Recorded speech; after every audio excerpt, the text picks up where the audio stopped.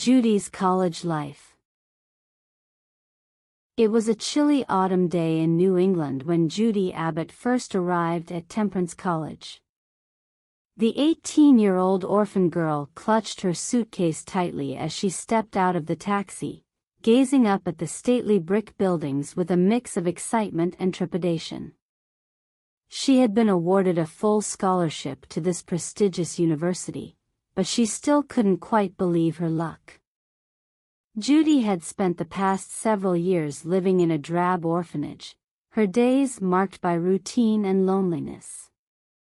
She had few friends and no family to speak of.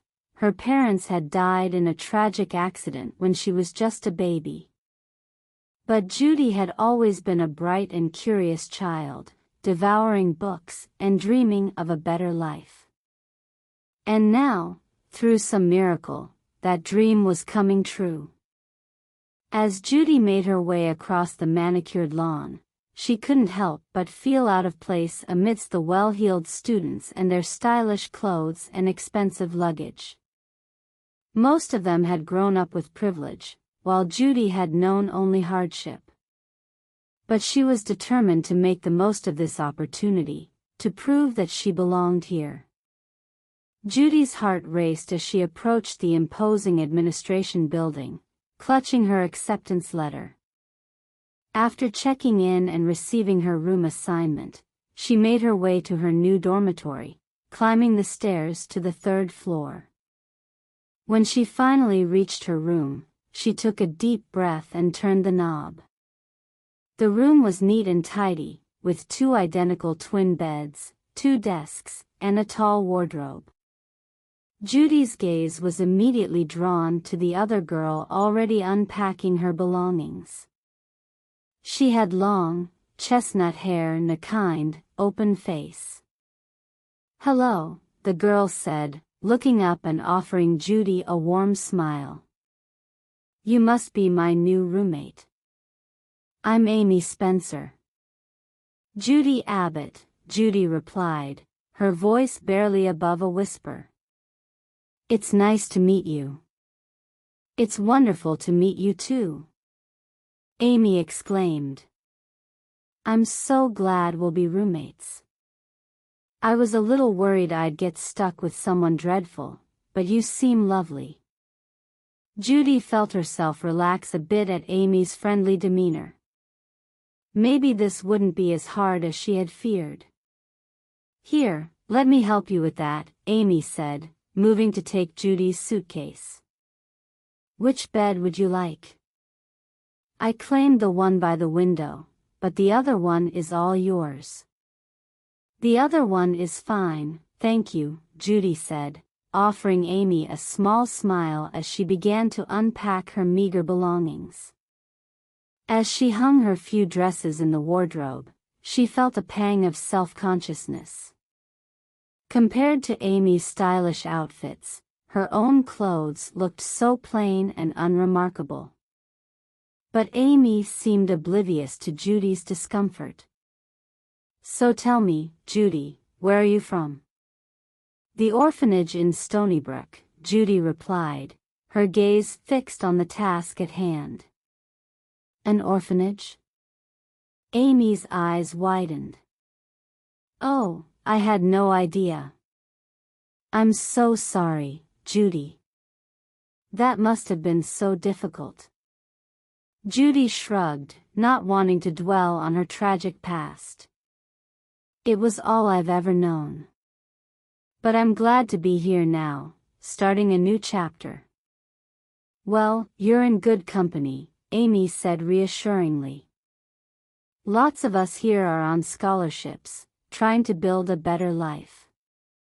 And I promise, we're not all snobbish rich kids." Judy nodded, appreciating Amy's kindness. As the 2 girls continued to unpack and chat, Judy couldn't help but feel a flicker of hope. Maybe, just maybe, she could make a fresh start here. Over the next few weeks, Judy threw herself into her studies, determined to prove her worth. She attended all her classes diligently, taking meticulous notes and spending hours in the library, poring over textbooks. Her professors were impressed by her intellect and work ethic, and soon Judy found herself at the top of her class. Amy, on the other hand, seemed to effortlessly balance her academic obligations with a bustling social life. She was always attending parties and mixing with the elite social circles on campus. Judy marveled at how easily Amy navigated these rarefied social waters, charming everyone she met. Despite their differences, the two girls had become fast friends. Amy was endlessly patient and understanding, always there with a kind word or a supportive pat on the back. And Judy, in turn, admired Amy's confidence and poise, even if she couldn't quite emulate it herself. One crisp autumn evening, as Judy was hunched over her desk, scribbling away at an essay, Amy breezed into the room, her cheeks flushed from the chill outside. "Judy, you simply must take a break and come with me," she said breathlessly. "The most wonderful thing has happened." Judy looked up, blinking in surprise. "What is it?" "The university is hosting a formal ball next weekend, and I've been invited." Amy's eyes sparkled with excitement. "It's sure to be the social event of the season." "And you're coming with me?" Judy's heart sank. "Oh, Amy, I don't know. I have so much work to do, and I'm not exactly, well, I don't have anything suitable to wear." Amy waved a dismissive hand. "Nonsense. We'll go into town this weekend and find you the most gorgeous dress. And don't worry about the work, you're always so ahead of everything, I'm sure you can spare an evening off." Judy hesitated, biting her lip. "I don't know, Amy. I just don't feel comfortable going to something like that." "Judy Abbott, you are going to that ball if I have to drag you there myself," Amy declared. "It'll be good for you to get out and have some fun. Plus, who knows, you might even catch the eye of a charming young gentleman." Judy felt her cheeks flush at the thought. The idea of mingling with the upper-crust society that frequented these sorts of events terrified her. But the way Amy was looking at her, all wide-eyed and pleading, Judy knew she didn't stand a chance. "Oh, all right," she finally relented with a sigh. "I'll go with you." Amy squealed in delight, clapping her hands together. "Wonderful. This is going to be so much fun, Judy, I just know it. Wait until you see the dress we're going to find you, you're going to be the belle of the ball." As Amy chattered excitedly about the upcoming event, Judy couldn't help but feel a twinge of trepidation. What on earth had she gotten herself into? The morning of the ball dawned crisp and clear, the air alive with anticipation. Judy spent the entire day in a state of nervous excitement, her stomach fluttering with butterflies. Amy had practically dragged her into town the previous weekend, insisting on finding the perfect dress. After hours of trying on gown after gown, they had finally settled on an elegant, forest green number that accentuated Judy's slim figure and brought out the warm brown of her eyes. Now, as Judy stood in front of the mirror, smoothing her hands over the soft fabric, she scarcely recognized herself. Gone was the plain, unremarkable girl from the orphanage. In her place stood a young woman with an understated grace and beauty. "Judy, you look absolutely stunning," Amy exclaimed, beaming as she emerged from the bathroom, her own elaborate ball gown swishing around her feet. "I told you this dress was perfect. You're going to turn so many heads tonight."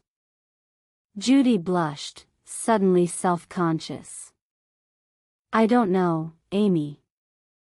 I still feel so out of place. What if I say the wrong thing or spill something on my dress? I'll be the laughing stock of the entire party. Nonsense, Amy said firmly.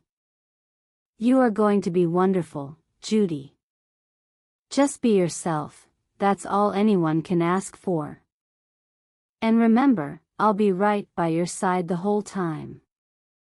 Judy nodded, taking a deep breath to steady her nerves. As the two girls made their way across campus to the grand ballroom, Judy felt her heart pounding in her chest. The sound of laughter and music grew louder with each step, and she couldn't help but feel thoroughly intimidated. But when they entered the lavishly decorated hall, Judy was momentarily awestruck by the sheer splendor of it all.